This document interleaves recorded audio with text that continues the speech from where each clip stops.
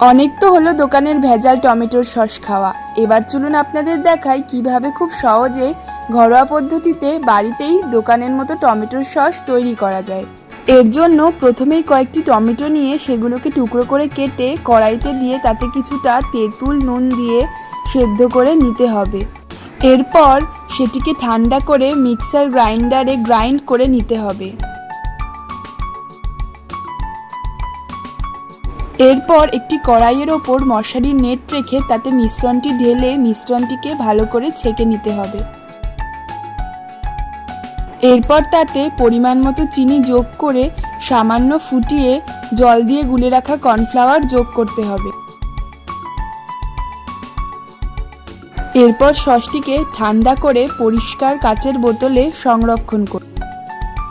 নিন, এবার আপনারাও বানিয়ে ফেলুন কোনো রকম ভেজাল ছাড়া এই টমেটোর সস।